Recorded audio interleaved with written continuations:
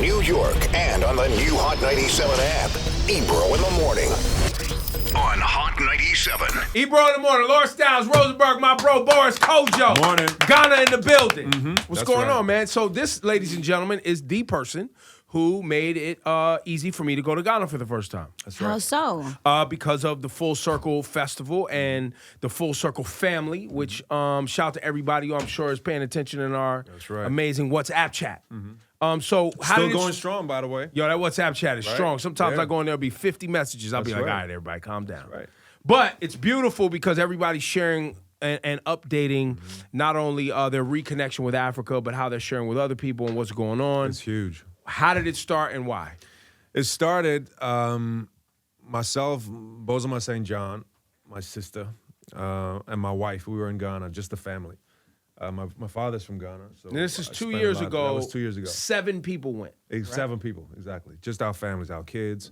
And the president of Ghana asked us if we would like to host an event to celebrate the year of return, commemoration of 400 years of the beginning of slavery. Which is this year, 2019. This year, 2019.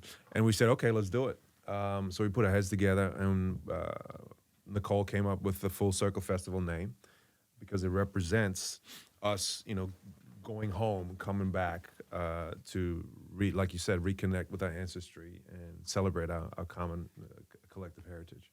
So last year, 120 people came, you included, and we sort of came up with this 7-day itinerary.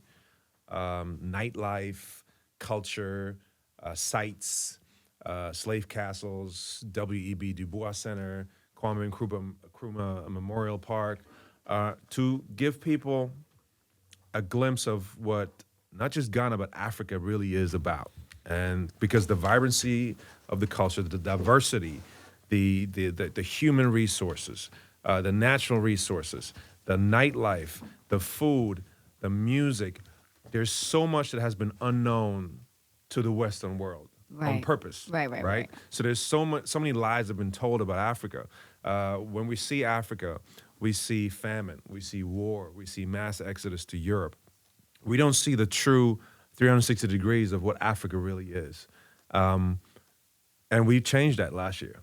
We really painted a new narrative about Africa. We really showed people, like I said, the vibrancy of the different cultures, the different languages, the people, the fun, the food, the parties, the nightlife, the history, the ancestry that's there, and why it's so important for us to reconnect with that.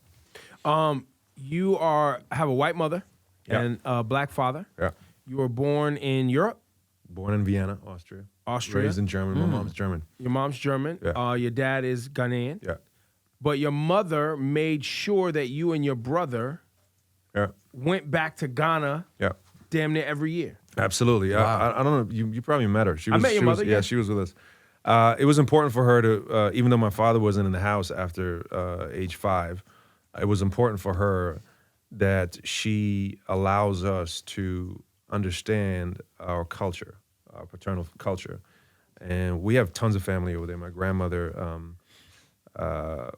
she passed since, but we stayed with her, damn near every year. All of my cousins and aunts and uncles, and it was important for me. And I don't know if you experienced the same thing, but when I touch foot in Africa, the double consciousness goes out the window immediately, right? This feeling of being watched, judged, perceived a certain way that we all feel when we move around, even in New York. When you go in a restaurant, when you go in a subway, you are so aware of how people perceive you the second you step into a room, right? What they might be thinking about you. And the danger is that you alter your behavior based on that perception from other people. And that happens subconsciously, right? And that's the danger of double consciousness, that you're not truly yourself anymore. And I think Jaydena, who was with us, put it perfectly when he said, when you go back to Africa, you experience the feeling of being able to be yourself unapologetically yourself. which I think hits the nail on the head. How did your kids react the first time you took them back? Because I think it's really interesting when I remember the first time I went back to Guatemala to truly understand where we came from. It completely changed my life forever. Absolutely, and it also has to do with the fact that unless you know where you came from, you don't know where you're going. Right. My kids, it was amazing to watch them because they couldn't verbalize that feeling of losing the double consciousness. They couldn't verbalize it, but they felt it. So they were trying to put it into words what they felt and how exhilarated they were and how excited they were. And I mean, they ran. We had a pack of kids, like just running. Yeah. Kids running around. They had all the kids in the pool, swimming, it was amazing. partying, it was kicking absolutely it, dancing. amazing. They had such a great time, and they didn't want to leave. They had like a meltdown when we had to leave because they didn't want to leave. So it's a really profound, transformational experience when you set foot in Africa the first time. Now, you this year we're gonna go back again. Full Circle now has expanded, so keep this in mind. Yeah. It was 7 people. It was 120 people. Yeah. And I'm told this year we're in 500 people. Yeah. That fast. Yeah. That are going back for the same period that I went last year. Wow. This is January? When was it? December 26th. December 26th through January 3rd. Yeah. And see, I got to explain the mission behind this because it's a movement. Our Jewish friends, they have the birthright where everybody who turns 18 has the right to travel back to Israel and to reconnect with their ancestry. We never had that, right? Again, it was by design. We never had that. So now the whole purpose behind this is to give people who have a platform the opportunity to experience Africa authentically and personally. That's why we put this itinerary together. It's not just about popping bottles in Africa. It's about intentionality. It's about the purpose of reconnecting with your ancestry. But we popped some bottles in Africa. We did. Nightlife is crazy. It doesn't preclude. No, I just wanted to say we probably was bottles of popping. I mean, we had Idris spinning at one of the parties. Yeah. I mean, everybody's there. It's intense. But so the goal is to continue Full Cycle Festival in Ghana, and then also invite people to go to the other 3 corners in Africa. Full Circle Ghana represents West. We're going to the southern part of Africa. We'll be going to the eastern part of Africa, Ethiopia, Nigeria, Kenya, Tanzania. We'll be going to the north, Egypt, Morocco, to give people sort of a 360-degree experience what Africa is all about. So that's for the next 2 or 3 years. And then after that, we're going to open it up to the public where we say, okay, now everybody can have the Full Circle experience. Because I think it's so important, and we're talking about the African Summit that's taking place this week here in New York. It is so important for people to step foot in Africa, to ignite a newfound interest and excitement about Africa in order to then take step 2 and 3, which is investing in economic development. That comes after that, because I think the mistake that people have made in the past is that they thought, oh, we can build a bridge between the diaspora and Africa real quick, and then funnel a whole lot of money into Africa. It's going to go. No, it's not sustainable. What you have to do is to first ignite the interest. Let people see it. Let people feel it. You know, you're not going to buy a house without seeing it, right? You're not going to move into a crib without having set foot in it. You have to feel Africa. You have to feel, whether it's Ghana or Tanzania, Kenya, wherever you go, you have to feel it, you have to see it. And once you get there, once people use their platform to talk about it and to change the narrative about Africa, that's when we can start talking about economic development, whether it's manufacturing, natural resources. Africa has 37% of the world's natural resources.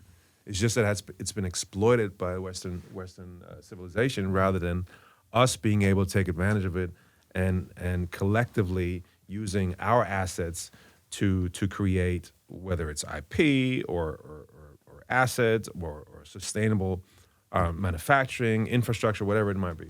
Now, what is the Ghana has always played a important role in Pan-Africanism, all the way back to independence with Kwame Nkrumah. And even had its periods of destabilization, you know, when there were factions that turned against Kwame Nkrumah that have now, people have tried to reconcile and deal with that past. What is it about the culture of Ghana and the history of Ghana that makes it this kind of a beacon for Pan-Africanism and black culture in the world? Well, I think Kwame Nkrumah was the quasi-godfather of Pan-Africanism alongside Haile Selassie, who was the emperor of Ethiopia. They were thinking along the same, in the same direction. I think what's important to note is that Kwame Nkrumah's dream of a united Africa has just now been realized with the African Free Trade Commission that was just headquartered in Ghana this year, which means that now all 56 countries are now united in terms of free trade interests. And these agreements can happen without the approval of France, the Franco, whatever, and the Brits and the whole thing. Which is the key. Yeah. Because before, especially little countries like Mali and former French colonies were locked into these predatory loans and deals where they didn't have the right to really decide what was best for them. Is it true most of France's financial wealth right now is still built on $500 billion a year Wow. from Africa? from Africa? Wow. 500. That's a lot of And money. is it true that the deals are such that an African nation that has this deal with France cannot do business around the world with their natural resources without the first right of refusal with France? First right of refusal is in And they can France's still hand. tell them no. They can still tell them no. So if they've dug gold, coffee, cocoa, Yeah. whatever, Yeah. they go to France like, hey, you guys want this? And they say, nah. And they say, okay, we're going to sell it over here. France can still say, nah, you can't do that. That's so insane. And all those nations still run on the French franc, which is also hilarious because even France has Goes the on the euro. euro. Exactly. So wait, they buy money from France with their own natural So, yeah, resources. and if they don't that's not comply- even worth anything in France. Yep. And if they don't comply, the faucet's turned off immediately. And you gotta imagine it this way: these countries are small. They have so-called independence, but they're small, and they're really powerless. It's almost like saying, look, if Kentucky was a country, right, they would be bankrupt in 3 days. That's just how it is, right? So it's basically sharecropping, the sharecropping plantation, post-plantation kind of Exactly. formula where it's Exactly. basically like, yeah, you Colonialism got is your own farm, live but and you'll well. never you'll never get out from under Yeah. the thumb of the Nope. plantation owner. That's why the African Free Trade Commission is so important to help these kind of nations to take part in free trade along other countries in Africa, and therefore collectively gain more power in terms of economic development, infrastructure, and so that all those contracts don't go out to the Chinese and other countries, institutions like World Bank coming in and cleaning up. So it's a very, very important move, a first step in the right direction. And has there been any pushback, blowback from as this thing? Because it feels like it wasn't 30 days that we got home and the United States had turned off visas in Ghana because of some issue they had. And, the president of Ghana was like, you can't build your military base here. And there's been like this whole kind of a little bit of static, a little bit of dust up. Yeah, well, I think it's important that we get to a place where the visa process is simplified to a point where people can travel back and forth as much as they want. Well, we have now, His Excellency went to Jamaica, and Jamaicans and Ghanaians could travel back and forth. They probably went all through the Caribbean. Yeah. Yes, went all through the Caribbean, and he's working on it. I mean, you've met him. He's just a very progressive, innovative, smart guy who is not afraid to rattle the cage, and he's been doing that. And that's why we got involved as well, because I wasn't always a fan of heads of states over there until he showed up, and I met him, and he really is a guy who understands and not just the economic needs, but also in order to achieve all these goals that we have, there has to be African unity. socially, politically, educationally. And he is somebody who understands that, and he's somebody who leads the pack. He really knows how to communicate with other African leaders and get them on the same, get them to work for the same things. You're German. It says here in my notes that on April 22nd of 2019, in a BET article, you broke down why the Trump administration is like Nazi Germany. I did? I don't remember that. That's what it says here. When? What? Really? Yeah. No, I might have drawn some analogies, but I don't think I ever said that. But I think today's political climate is absolutely dangerous. I totally agree with that, because there's certain similarities that come to mind that strike me as very dangerous. I mean, first of all, starting with divisiveness and separating people, and this is a whole can of worms that if we're gonna open this up, it might be here for another week. But yeah, I don't agree with a lot that's going on right now. But again, I always like to say that when we put our heads together collectively and start trying to remember what we agreed on, once we have that as a base, we can move forward from there. I think that's very important right now. Now, it's interesting that you guys saw Boris right there try to navigate that, which is treacherous waters. I, for years, have tried to figure out what Boris's flaws are. He doesn't drink. He doesn't smoke. He's never had a drink. He's just smoking his life, right? He's seen by women as the preeminent black excellence. Just by women. And men. Men really find you attractive. I mean, listen, we're not going to sit here and say that men like you as much as women do. Sure, some do, but... Men probably hate your guts. Let's keep it on it. We've had enough. Where are you going? My point is that I think this guy might be like a politician one day. I think this guy might end up in politics. Oh, boy. Does it interest you at all? Look, I like to stay in my lane. I wouldn't jump into something without adequate preparation. I don't like when people misuse their platform. I don't like when people talk about stuff they have no idea about. So in the past 10 years, I've started to get more involved and interested and educate myself more about generations before me that talked about Pan-Africanism, because that's where my heart is at, right? My heart is in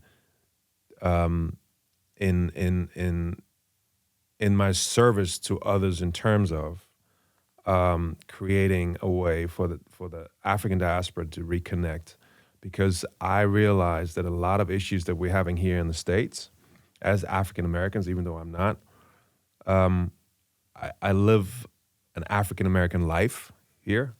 A lot of the issues that we're dealing with stem from not being connected to our ancestry and not having a connection to our heritage, basically not knowing where we came from. And that creates a lot of problems. I think I talked to you about this. What comes to mind is an abandoned child, right? A child without a home, without people that the child is connected to. If you don't know where you came from, you have a sense of you're feeling lost. You have no connection to abandonment. Abandonment is deep, and I think we feel that as a culture.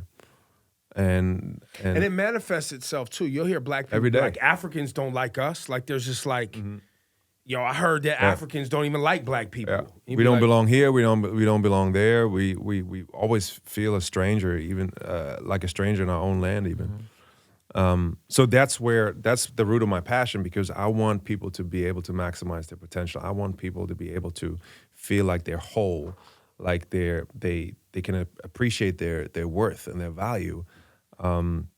They have pride, they have courage, they have a sense of confidence in who they are, and that all comes from our heritage. That all comes from where we came from. And if we don't know that, how are we gonna? Are we manufacturing it? You know, and it's like what you said when you went back to Guatemala. It's the same thing.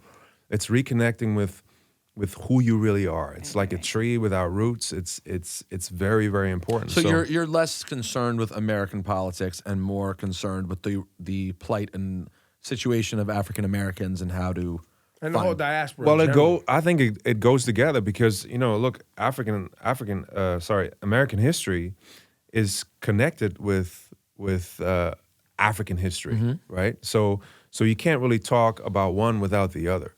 But I don't think we have an adequate standing here until we figure out our past, and only then can we stand here and say, okay, I'm not from South Carolina.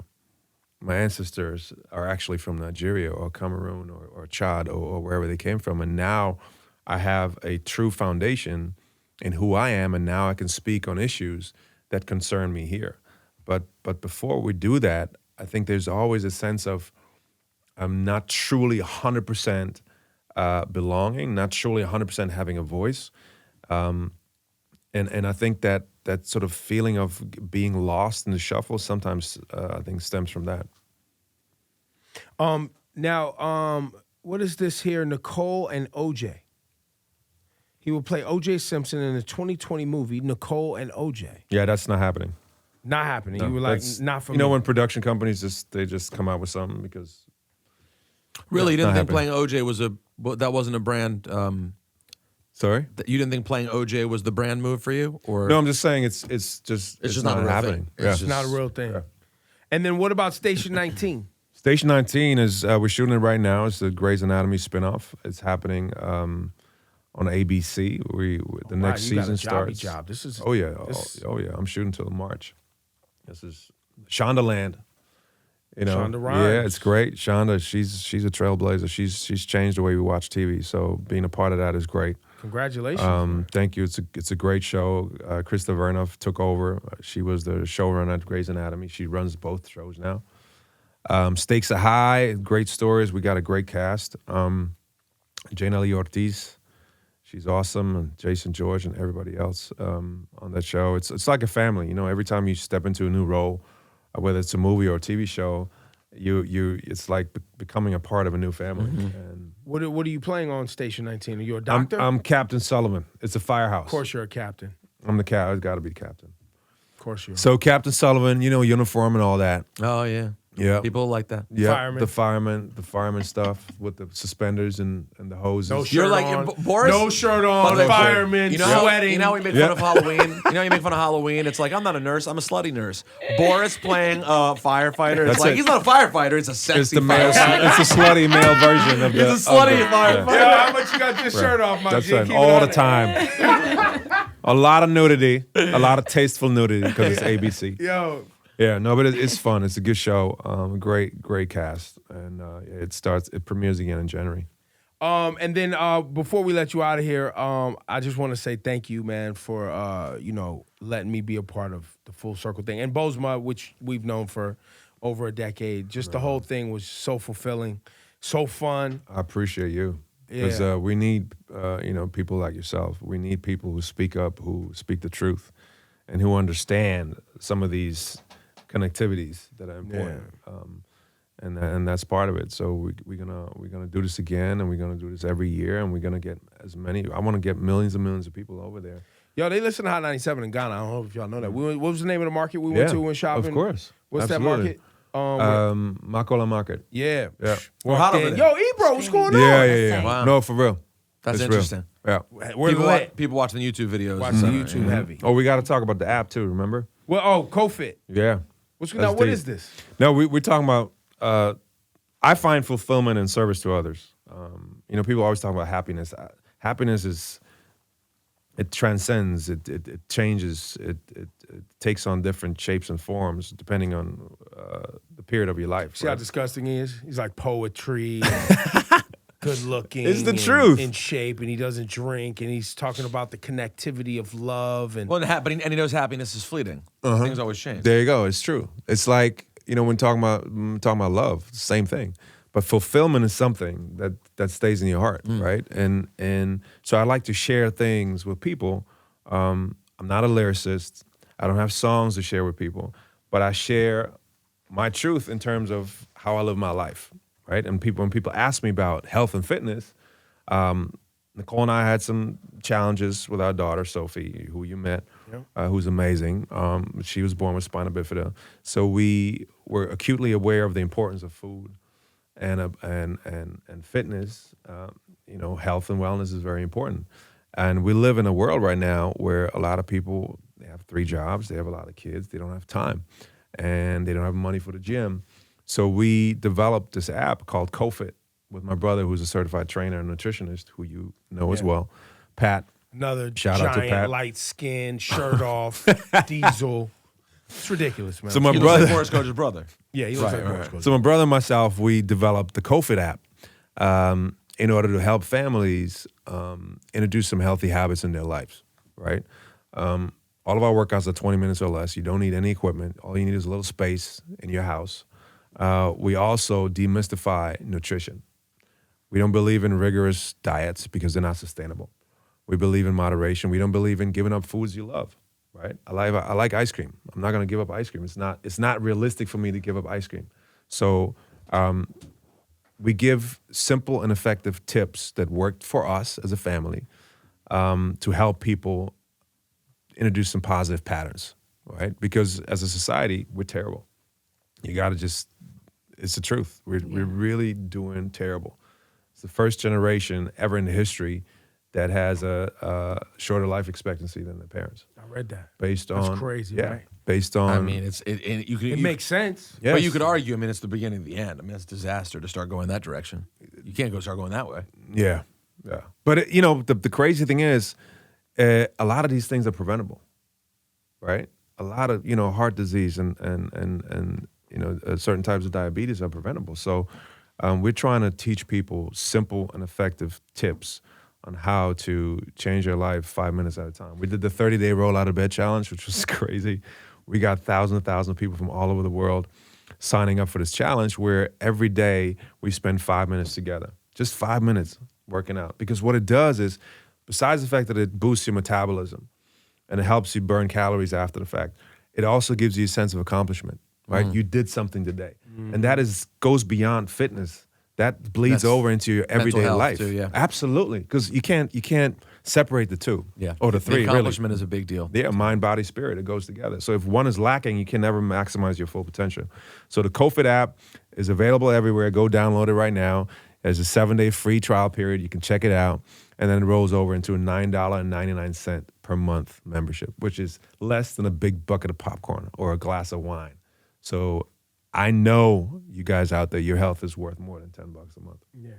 And also, too, building community, too, right? Like-minded individuals doing the Huge. same things, people to communicate with. Huge. A lot of people Family. feel alone, family. We have all people send us comments, man. We had this woman who told us that she hadn't been in contact with her son for 2 years because he hated the way she treated herself. And now she does the KoFit app every day with him, with the son. Comes to the house. We had somebody telling us that she was contemplating suicide. It gives you a sense of accomplishment every day. It boosts your morale. It boosts your hormones, right? Dopamine. It makes you feel better, healthier, fitter, stronger you. Is your picture on the app when people click on it? Naked. Oh. Yeah. There you go. KoFit. With the Get it. fireman on. People gonna pay $999 for that. Yo, Boris Kodjoe, I love you, man. Love you too, Yo, brother. shout out Thank to the you. Full Circle family. Hopefully, we're gonna see everybody out there in Ghana. Absolutely. Too, man, for sure. Yeah.